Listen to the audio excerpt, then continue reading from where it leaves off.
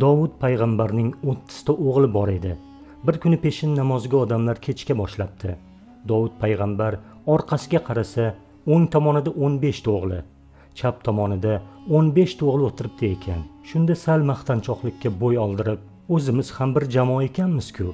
Elni kutmasdan namozimizni boshlayveramiz. Xudo xohlasa 30 ta o'g'lim bor.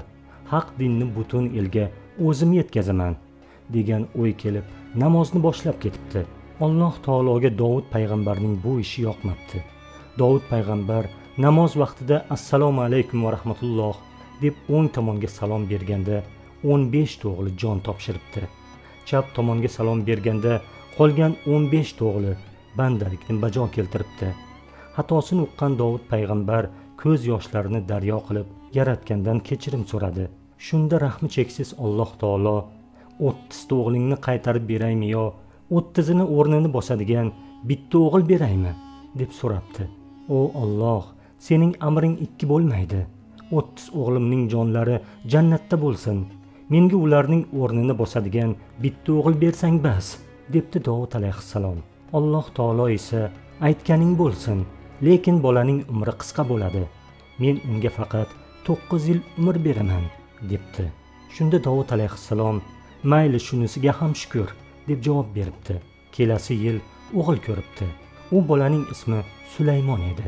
Sulaymon ish buyurishga yarab qolgan paytida Dovud payg'ambar uning qo'liga qumg'on, obdasta, yelkasiga sochiq osib, "O'g'lim, sen endi bizning uyga kelgan mehmonlarning yoshmi, qarimi, hammasini qo'liga suv quyib turgin.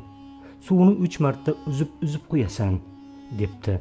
4-marta agar mehmon so'rasa quy, debdi Dovud alayhissalom. Shunda o'g'li Sulaymon, "Ota, nega uzib qo'yishim kerak?" deb so'rabdi. Sababi o'likni yuvishganda suvni uzmay qo'yadi. Sen axir suvni tirik odamlarga quyapsan o'g'lim. Ikkisini farqi bor, debdi Dovud alayhissalom.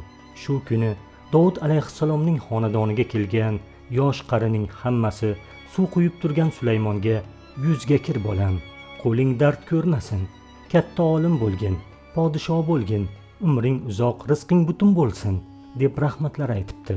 Shundan so'ng Sulaymon bir kuni 9 yoshga to'ldi. U paytda bolasi 9 ga to'lgach, uni bir qizga unashtirib qo'yish lozim edi. Lekin Allohning bolaga faqat 9 yil umr beraman degani Dovudning esida edi. Bir kuni Dovud payg'ambar saharda Allohni zikr qilib o'tirib, Sulaymonning yoshi 9 dan oshdi. U endi jon taslim qilish kerak edi. Buning tirik qolganining sababini so'radi va agar jonini olmaydigan bo'lsa, bolani unashtirish lozimligini aytdi. Shunda Haq taolo, "Mening ismlarimdan biri xalqdir. Minglab odamlar sening bolangga uzoq umr tiladi. Men shuncha xalqning duosini qaytara olmayman." Sulaymon uzoq umr ko'radi. U barcha yerdagi maxluqlarni, osmondagi qushlarning va barcha dengizdagi baliqlarning tilini biladigan odam bo'ladi. Barcha odamlar va jinlarga hukmronlik qiladi, deb javob beribdi Alloh taolo.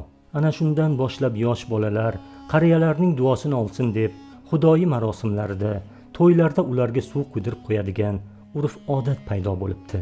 Shuning uchun azizlar, bu urf-odatlarimizni davom ettiraylik.